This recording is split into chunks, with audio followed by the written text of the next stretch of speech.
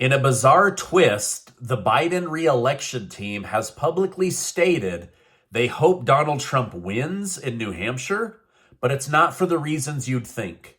Greg Gutfeld of Fox News drags Nikki Haley hard and shares why he would never vote for her. Dan Bongino says he knows the perfect place to put Ron DeSantis, and Israel tries to broker a hostage exchange in exchange for 2 months of ceasefire with Gaza. Thank you so much for liking and sharing these videos. It really helps me out, so thank you so much. By the way, check out today's earlier interview with Todd Horwitz. He shares something about China that's absolutely terrifying, and it could spread to the rest of the world, so you're going to want to know what he's talking about. I will link that at the end of this video. The United States Supreme Court has sided with the Biden administration concerning the illegal use of barbed wire on the border in Texas. The vote passed by a very slim margin of 5-4, likely because the justices agreed that the federal government has the authority on the border and not the state of Texas. The results of this decision will lead to the quick removal of roughly 30 miles of barbed wire on the Rio Grande River. While I understand this argument that it isn't safe, it does seem like the Supreme Court just gave the green light for Joe Biden and Kamala Harris to invite even more illegal immigrants to come to America. Department of Homeland Security Secretary Alejandro Mayorkas is a prime example of the Biden administration refusing to enforce the law. For instance, Fox News just reported that Mayorkas admitted to border agents that more than 85% of illegal immigrants are released directly into the country. Not only do we have a higher number of migrants coming, but we have a higher number of migrants being released into the country. Now, in my opinion, Biden knows that many of these people have no asylum claim, and that used to be the reason that you were able to get into the United States and bypass the long and rigorous visa process. Now, according to Vice President Kamala Harris, the issue of our immigration system isn't that the United States is being invaded or overwhelmed at the border, or that massive influxes of people from other countries are coming in. She told CNN that the solution is to include putting resources at the border to do what we can to process people more effectively, and putting in place laws that would actually create a meaningful pathway to citizenship. So basically, more people at the border to help more people come in and allow more people to become American citizens right away. I don't know, this is starting to sound like a get vote scam, but I guess we're all onto it now. Now, as the election moves closer, President Joe Biden is now attempting to brand Donald Trump as mentally unfit to be president. No, I'm not lying. From the guy who could barely string a sentence together, gets lost on stage, he's saying that Trump is the one who is having mild dementia and can't remember what he's doing or saying. Now, truthfully, Trump has mixed up some people's names. He accidentally called Nancy Pelosi Nikki Haley, but he also does this on purpose sometimes to get people listening. But I'll admit, he has mixed up some names in the past. Now, typically this is when he is off script and riffing or trying to make fun of somebody. But it is a concern. But to say that he's worse than Biden, I mean, come on, that's just laughable, right? All right, now, Fox News host Greg Gutfeld roasted Nikki Haley, calling her a pandering phony. He said, I find that like when I'm listening to Nikki Haley, I think she goes from being a capable leader to a pandering phony. And it kind of bums me out, you know? It's like, it's not just her. You can see Governor Sununu calls Trump a coward. You have DeSantis supporters railing against Trump, even though everybody pretty much agrees on everything except for the candidate. And like I said, Nikki, she's a competent leader, but as a candidate, I feel like she puts gender and race stuff forward. I feel as though it's dictated by design and that she turns herself into a product. The story about the beauty pageant, you know, she was 5 years old. she was rejected from a beauty pageant because she wasn't white or black. It's like these stories are dramatic, but they're just strange. So I don't know. What do you think of Greg Gutfeld? Is he right? Is Nikki Haley a pandering phony? Is she using race and gender to emotionally excite people on stories from when she was 5 years old? I mean, isn't she like almost 70? That was like 65 years ago, but those are the stories she continues to put forward.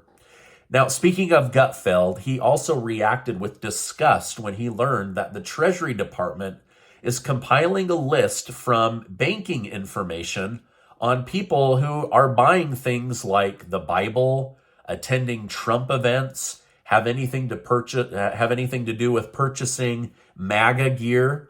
He said, nothing about these terms makes you a homegrown domestic terrorist. So go back to running the country's money. I agree with him, right? Why the heck is the Treasury Department seeking out people as if they're terrorists just because they don't vote for Democrats? It's absolutely crazy to me. Dan Bongino shared that he has the perfect place to stick Ron DeSantis. And no, it's not where you'd think, right? He said, this makes perfect sense and would make Donald Trump happy. Dan Bongino said Ron DeSantis should be made Secretary of Defense. Americans are sick of war and the price that comes with them. DeSantis is a brilliant lawyer. He's actually served in the armed forces, so he knows the importance of avoiding war, and he'll kick out all of the BS woke DEI crap that's weakening the military. That stands for diversity, equity, and inclusion. He basically says people are being promoted based on their sexual orientation or their skin color, and not because they're capable of running the country. He said, if you want a strong country that will avoid the deadly cost of war, then Dan Bongino believes Ron DeSantis would be a perfect fit for Secretary of Defense. Now, let me know what you think down below. Glenn Beck is saying he would be a great Attorney General. Dan Bongino is saying a great Secretary of Defense. Let me know in the comments down below. I want to read what you have to think. Now, this is kind of a weird story, but it tracks, so let me explain. Former White House Press Secretary Jen Psaki just said the Biden re-election team is hoping that Donald Trump will win New Hampshire. Now, I'm confident that he will. He's going to probably crush Nikki Haley. But why would Biden want Donald Trump to win? Well, according to Axios News, Democrat voter energy this election cycle is low. They don't care about Joe Biden. They don't care about voting. So they're hoping and praying that Donald Trump wins so that they can raise money off of the fear that Donald Trump might run the country again.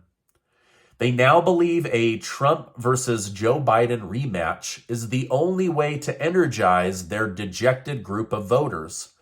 However, many of them are going to remember having more money under Trump, more safety under Trump, less crime under Trump, a closed border under Trump, and no war under Trump. So I don't know how many of their people are going to get jazzed to keep Sleepy Joe in office, but what do I know? You guys, I'm just a guy here on social media. All right, now another indicator is that Donald Trump has raised more than twice as much money as Joe Biden. So it looks like people are putting their money and their faith in Donald Trump. Now, despite the continuous talks of Haley's popularity, Trump just claimed he doesn't really care if she drops out of the race. He stated, "No, I don't care if she stays in. Let her do what she wants. It doesn't matter." In response to the idea that her campaign is over, her campaign manager stated, "This isn't how this works, and while members of Congress, the press, and many weak-kneed fellas who ran for president are giving up, we are not going anywhere." Now, one of those supposed weak-kneed fellas she was recently talking about was Senator Tim Scott, who recently endorsed Donald Trump instead of Nikki Haley. Now, for the first time, Scott actually detailed the exact reasons why he chose Donald Trump, which is awesome because being detailed is pretty rare in politics. During an interview with Fox News and Company, I don't know, I don't watch Fox, but FNC, Senator Scott stated, I did so for 3 very specific reasons. Number 1, when I fought for opportunity zones to bring more resources to the poorest Americans, Donald Trump said yes. When I cut taxes and wrote the personal side of the tax code, lowering a single mother's taxes by 70%, President Donald Trump said yes.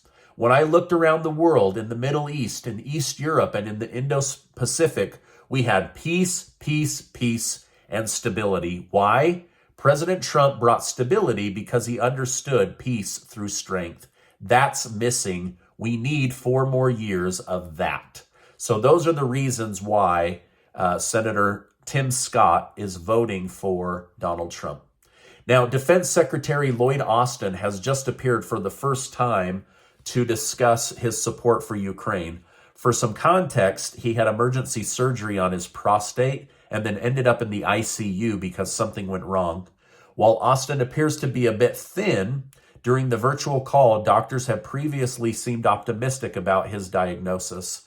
I will continue to update you on the situation. Obviously, I don't want anything to happen to this guy. My own father had prostate cancer, so I'm not wishing ill on this guy. I'm also not wishing ill on the man leading the military, but he's not exactly running it the way that I believe he should be running it.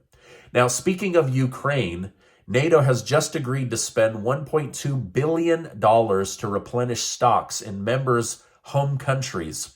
NATO Secretary Jens Stoltenberg championed the decision, stating, "This is important to defend our own territory, to build up our own stocks, but also to continue to support Ukraine." So instead of giving Ukraine all of the supplies they need, they're saying, it's time to spend $1.2 billion and get more ammunition for us, more missiles for us, more defense systems for us, more air systems for us. So they're going to be spending more money on their own countries and less on Ukraine.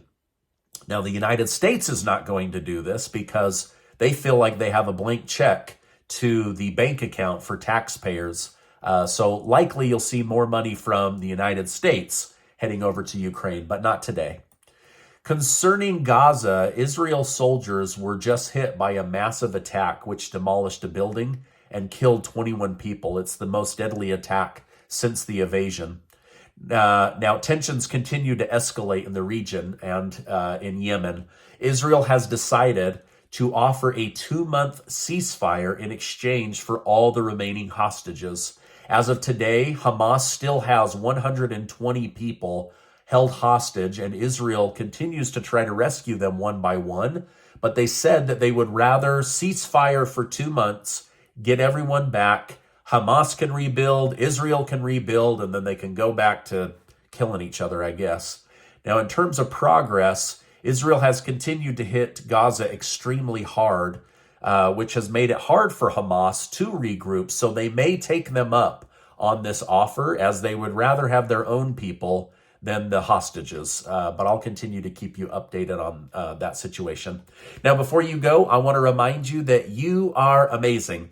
Make sure to give this video a like and hit that subscribe button. Check out this important interview. Something big just happened in China, and we're going to go through it and how it could have a ripple effect into the rest of the globe. You're going to want to check that out. You can also check out this video. Thanks so much, and I will see you on the next video.